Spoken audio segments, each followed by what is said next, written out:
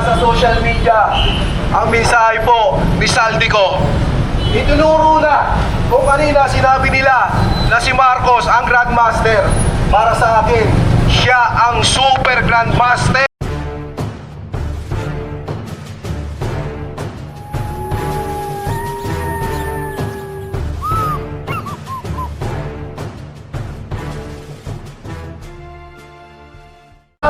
Come forward, please.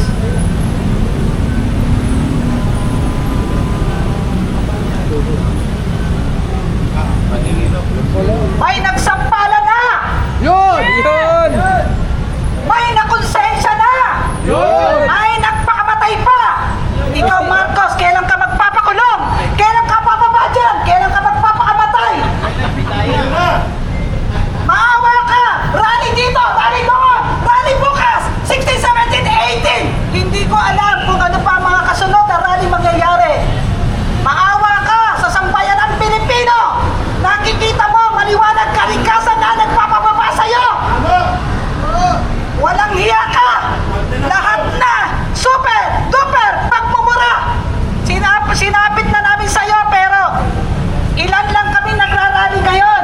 Nung isang araw, September 21, nakita mo may nagbuwis ng buhay ng mga kapulisan. May nagbuwis ng buhay ng mga kabataan. Sino ang may gustong pumunta ng karsada? Wala, kahit ako! Isang nanay! Isang ate! Isang tax na nagbabayad sa putang inang gobyerno na to! Maraming namamatay! Good evening, Ma'am Bina. Ano? Pag namatay ang apo ba, Marcos, saka ka pa nagkikilos? Maawa kayo! Maawa ka sa mga kapulisan na nagbabantay sa mga rally na nagbubuwis ng buhay! Hindi namin gusto magpunta sa karsada! Maraming salamat sa iyo, Saldico! Ipagdadasal ka ng sambayan ng Pilipino! Alam ko, sa mga oras na to na nagsalita ka, hinahanap ka na ng Interpol! Samantalang ang mga nagkurap, tunay na nagkukurap sa gobyernong ito, hindi pinapahanap. Nandito lamang sa Pilipinas. Alam ko, sa darating na 16, 17, 18, lalabas ang mga taong bayan. Magmula ngayon, mag-noise barrage na tayo para sa ating karapatan. Ninanakaw ang ating karapatan. Ninanakaw ang ating pagkatao. Ano pa? Ano pa, Marcos? May nagpakamatay na sa DPWS. Ikaw sa Malacanang, wala pa magpapakamatay. Ikaw ang ugat ng lahat ng ito. Putang ina talaga. Talagang putang ina. Araw-araw minumura ka ng taong bayan. Mapamidya. Nako, kahit na nagtitinda ng balot, kahit na mga driver, lahat minumura ka. Ewan ko kung bakit wala kang pinapakulong sa mga taong magnanakaw. Siguro, ang kasagutan dyan ay ikaw ang magpakulong sa sarili mo. Mga sambayan ng Pilipino, alam ko, kayo ay nanonood lamang sa media, sa mga vlogger. Kayo ay nanonood lamang. Pero ngayon, lumabas na kayo para ipaglaban natin ang ating karapatan. Karapatan na ninakaw ng gobyernong ito. Wala man lang ginawa ito. Putang ng blood control yan. Dati nung nagrarally kami, pinag-uusapan, BICAM, Pelpolicare, PhilHealth, SSS, walang nangyari. Kaya mapapaputang ina ka talaga. Ngayon, blood control, namatay na mga tao. Mga sasakyan, naglubugan, naglutangan. Kailan ka bababa, Marcos? Marcos, Good evening na boy, may ganap shout out. Good evening. magkaroon ka ng utang na loob sa mga taong I bayan. can share lang, mabayan. Ayan. Wala nang ibang kasagutan sa Kick sa off nangyayari to sa ngayon kundi mangyayari mag-resign ng ka. rally sa- Huwag mo nang ipahanap si Saldico. 16, 17, 18, Huwag mo nang mabayan. ipahanap dahil hindi ka papayagan ng Diyos Yan, bigyan na natin sa makita mo si kapatid, Saldico. Kung Tabaransa. papatayin nyo ang taong, ay nako, ang taong nakokonsensya. Kung ipapatay mo pero wala na. Salamat. Hindi ko malaman kung ano ang mga pinagsasasabi mo sa media. Hindi ko malaman kung ano yung 20 pesos na binibenta mo sa Cebu na bigas. Tama ba yon? During ano? Hindi ko maintindihan. Walang kaso. Walang ebidensya kay Martin Roman.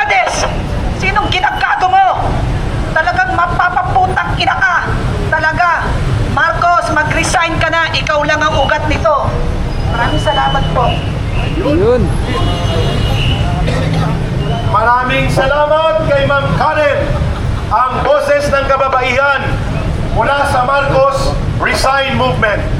Para dagdagan po ang sumasambulat na pagbubunyag ni Saldico na si Marcos ang mastermind, may isa tayong kasamahan na political commentator na magbibigay ng pahayag habang nananawagan tayo. Pumunta na kayo ng EDSA. Ito ang simula ng gabi. Walang tulugan. Occupy EDSA habang pinapalaya si Marcos Jr. Pakinggan natin ang isang political commentator sa social media. Ayan, mga bayan. Magandang gabi po sa inyo mga kababayan. Sa lahat po na nandito sa EDSA siguro, napakinggan nyo na, napanood nyo na sa social media ang mensahe po ni Saldico. Itinuro na kung kanina sinabi nila na si Marcos ang Grandmaster. Para sa akin, siya ang super Grandmaster ng mga nakawan na ito na nangyayari sa ating gobyerno. Mismong tadhana na po ang naniningil sa kanya. Grabe po ang mga pagbaha sa iba't ibang parte ng ating bansa. Hindi ho magkakaganon, hindi ho mamamatay ang mga kababayan natin kung hindi ho nila ninanakaw ang pondo ng ating bayan. Lalong-lalo na dyan sa flood control na yan. Nauna pa po nilang inuusig yung mga nagrarally. Tayong lumalabas sa kalsada, yung po ang kinakasuhan nila. Pero yung mga tunay na magnanakaw hanggang ngayon, wala pa po silang nakakasuhan. Magpapasko po mga kababayan, siguro ay dapat ay may maipakulong tayo. At ako naniniwala ako na dapat makulong itong magpinsa na ito mga kababayan ko. Masyado nang pahirap sa sambayan ng Pilipino. Masyadong pangungurakot ang ginagawa ng mga politiko na ito sa bansa natin. Hanggang kailan po tayo iising? Bumangon po kayo, gumising po kayo. Alam nyo na ang tunay na nangyayari sa bansa natin. Alam nyo na kung paano tayo pinagnanakawan. Gumising tayo, mga kababayan.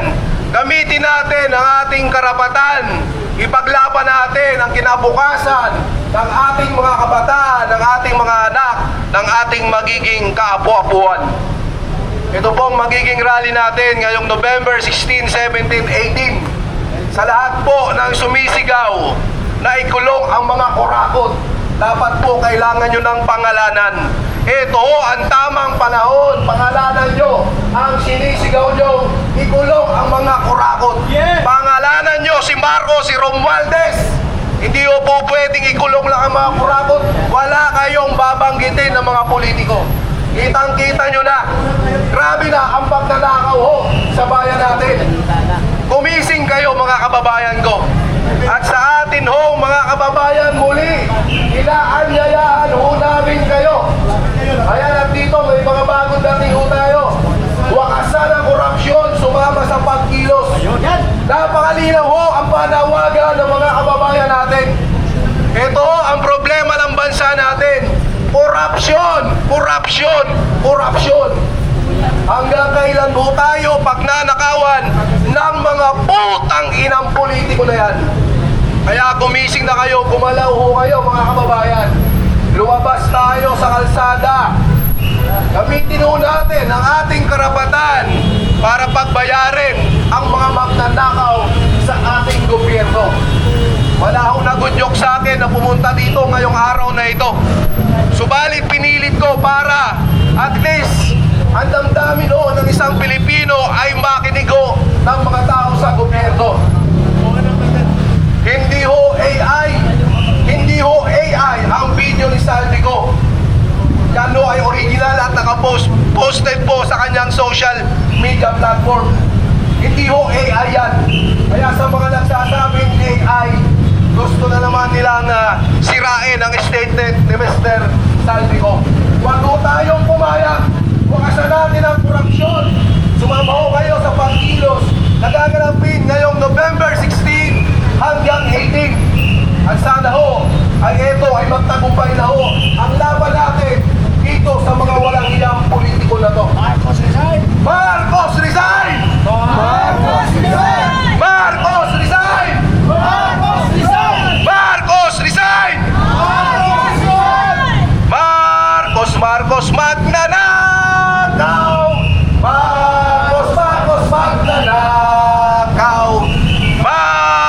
Marcos magnanakaw! Magnanakaw si Marcos! Muli, magandang gabi mga kababayan. Maraming salamat po sa inyong lahat. Yun. Lahat tayo ninanakawan. Sabi nga, Daliwa. yung buwis natin, lahat mga 12 kinds of taxes Sige lang, ang kapsat pinataw Makoy. sa ating mga tao. Pero ang mga ninakaw, Malapit na ng mga yan. magnanakaw sa pamumuno ni Marcos, walang taxes. Ikita mo naman yung nakakatawa sinabi ni nga tayo, Saldi di ko. ba? Nakakatawa.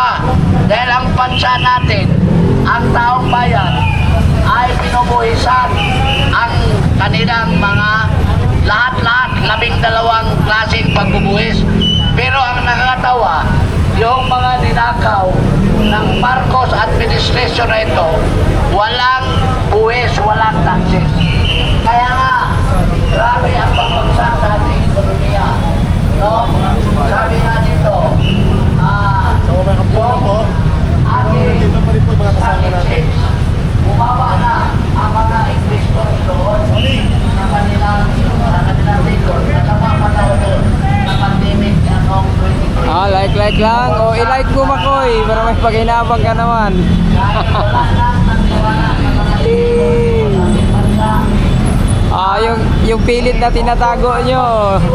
Ayan na, nagsalita na si Saldi ko. Ang mastermind, yung apo nyo. Sana hindi na si Aray Marcos ka. ang presidente sa 2026 para makabawi ang bansa. Kaya pala hindi makauwi-uwi. Larangan pala eh. Di ba? Para maibalik yung Sige, kabsat Makoy. ng mga nakaibang bansa na po dito. Yan po ang nangyari sa bansa natin. Like lang, mabayan. Like and share lang. Hanggang ngayon ang Malacanang ay puro tangke na lang ang ginagawa. Puro tangke. Sabi ko nga, ako ay ang former cabinet undersecretary kay President Tito Duterte. Sabi ko nga, sa mga ay sabi ko, tutuan ninyo ang presidente ngayon ninyo na bumaba na lang kasi kawawa na ang taong bayan, kawawa na ang Pilipinas. Bakit hindi kayo makapagsabi sa presidente na alam naman ninyo na ang presidente ay walang kakayahan, walang alam, mahina ang utak, atin pa, bangag pa. Bakit kayo nandyan pa sa kanya? Hindi ba kayo nahihiya? May pamilya rin kayo. Kahit na sabihin natin kasama kayo sa pagnanakaw. Pero alam ko na nainganyo lang kayo. You are being Yan, like and share yun, doing mabayan. that kind of action na magnanakaw. Dahil ang president ninyo yung magnanakaw. Pero mahiya kayo. May mga pamilya kayo. Mga pagnanakaw ba ang pinapakain ninyo sa pamilya ninyo? Kaya mga kabinet na nandyan sa posisyon ni BBM, umalis na kayo dyan. Resign at iwanan nyo na ang presidente. Ngayon, yung isa dyan sa BIR, si Lumage, pinalis na nila dahil natakot sila kay Lumage kahit na inaanak ni mga Marcos at Lisa Marcos yan, natakot sila kay Lumage dahil nag-umpisa ng mag-imbestiga ang BIR ni Lumage doon sa mga DPWH executives at papunta yan sa lahat ng mga congressman, sa lahat na hanggang presidente may imbestigahan sila. Kaya inalis na nila ang BIR commissioner at pinalitan na upang mapigil ang pag-imbestiga sa lahat na involved sa flood control, yung lifestyle nila at yung mga area-area nila. So, mali yan, kabinet.